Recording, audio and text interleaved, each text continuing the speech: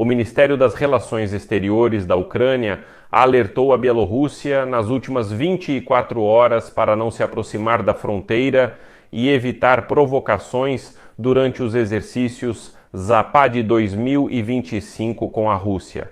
Também declarou que os militares bielorrussos não devem chegar perto da fronteira ucraniana. Lukashenko descarta, dizendo ser bobagem. Não queremos atacar ninguém. Todos lembramos dos exercícios de 2021, que em 2022 viraram uma invasão russa em larga escala na Ucrânia a partir da Bielorrússia.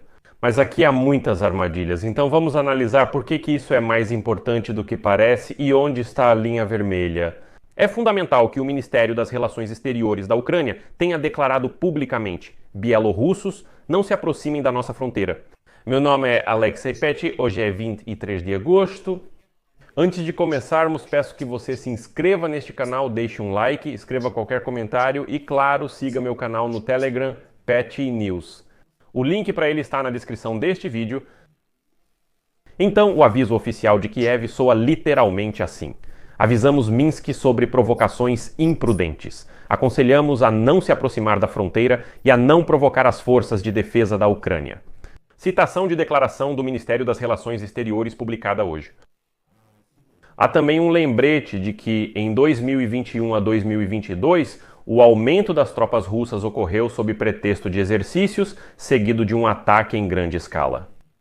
Muitos meios ocidentais, como a Reuters, destacam: Ucrânia alerta Belarus sobre possíveis provocações nos exercícios Zapad 2025. Depois, a agência informa que as manobras ocorrerão em setembro. Kiev vê a cooperação entre Moscou e Minsk como ameaça à Ucrânia e aos vizinhos da OTAN. Lukashenko afirma que tudo isso é uma completa bobagem. A mídia regional, que costuma abordar o tema bielorrusso, repete a orientação do Ministério das Relações Exteriores da Ucrânia: evitar a fronteira e não provocar. Isso é importante. Isso significa que as regras de desescalada Kiev está declarando antecipadamente e publicamente. É interessante que a inteligência lituana declara que, por enquanto, não vê um aumento massivo das forças russas antes do Zapad 2025, mas Kiev ainda assim condena os exercícios e repete o aviso a Minsk. A palavra-chave é, por enquanto, não. Desde o Zapad 2021, todos têm memória curta. Todos lembram muito bem que naquela época também, aparentemente, ainda não havia nada de especial. Todos sabemos o que aconteceu. Mas o que isso significa na prática? Primeiro, o Zapad 2025 não é apenas uma demonstração de tropas em formação. Em 2021, as manobras foram usadas como cobertura para a realocação de tropas. Em 2022, para o ataque à Ucrânia pelo norte. O aviso do Ministério das Relações Exteriores da Ucrânia torna a regra clara: não se aproxime da fronteira, nem disfarce o movimento de tropas como exercícios. Isso é uma prevenção do que os militares chamam de incidentes de contato. Por que o aviso do Ministério das Relações Exteriores da Ucrânia menciona a OTAN?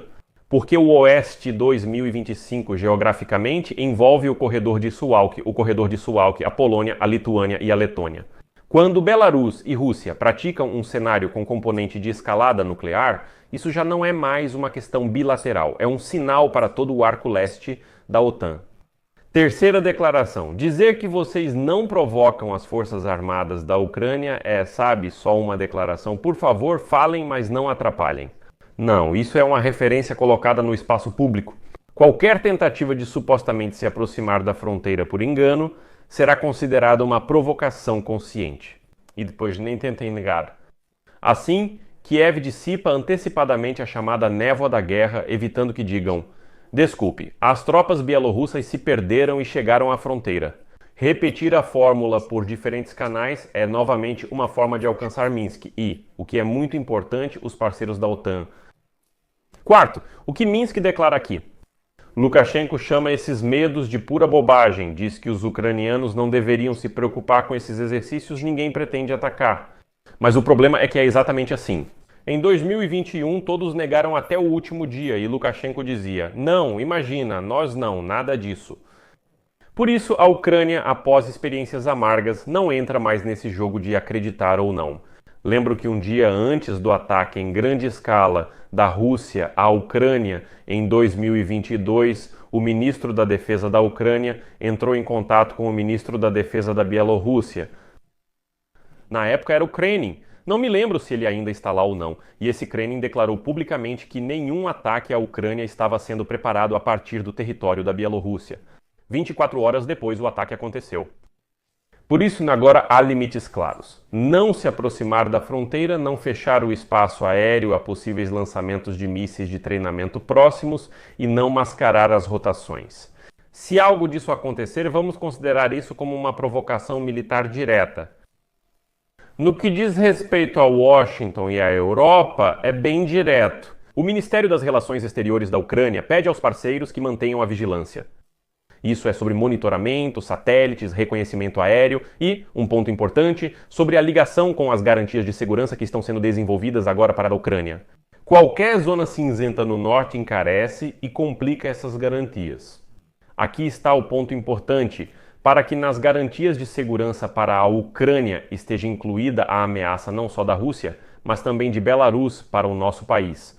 Porque se for incluída apenas a ameaça da Rússia, não está descartado que o chamado Estado da União possa ser usado depois para atacar a Ucrânia. Putin dirá: ouçam, não somos nós que atacamos, que garantias de segurança para a Ucrânia? Não somos nós que estamos atacando, isso não está escrito lá.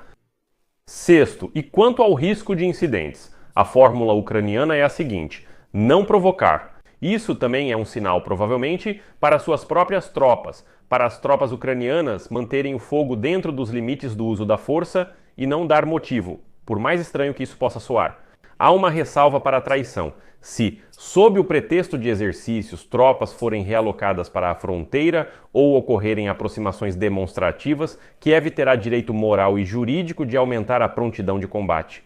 Ou seja, a Ucrânia diz claramente: não pretendemos atacar ninguém, nossas forças armadas estão em prontidão de combate, não pretendemos provocar e assim por diante. Se notarmos algo, aumentamos imediatamente o estado de prontidão de combate. Isso é exatamente o que provavelmente todos sentiram falta em 2021, uma linha vermelha formalizada e claramente definida. Sétimo, por que é importante que agora a mídia ocidental esteja escrevendo sobre cenários com componente nuclear? Como isso já é mostrado antes, impede Moscou de fingir que é só um exercício. Quando roteiros mostram sistemas táticos convencionais e cenários hipersônicos, os vizinhos acham difícil ignorar tudo isso. Kiev age corretamente, nomeia os fatos e pede que Minsk mantenha a distância da fronteira, alertando sobre o componente nuclear e os riscos de brincar com isso. Por isso, Zapad 2025 é um teste para a sinceridade de Minsk e para a disciplina de Moscou. Que deixem as histórias sobre uma aproximação equivocada para as notícias internas. Que contem isso para o rebanho russo lá dentro e assim por diante. O aviso público da Ucrânia, repetido por vários canais, não é histeria, sabe? Isso é prevenção, isso é uma prevenção clara.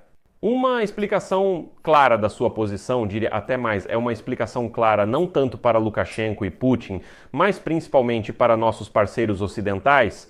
Assim, nossos parceiros ocidentais não poderão dizer: vocês provocaram, talvez não precisassem responder. Nós falamos claramente, sabemos que estão sendo preparados exercícios militares, sabemos o que vai acontecer lá. Avisamos, não se aproximem da nossa fronteira, se chegarem perto, atacaremos. E se desta vez houver silêncio na fronteira, significa que tudo funcionou. Senão, todos terão um registro claro de quem, quando e o que violou, quem avisou quem e com o que. Por isso colocarei reticências aqui. Deixe sua opinião nos comentários, inscreva-se no canal, ative o sininho e dê like. É isso por hoje. Cuidem-se, até mais.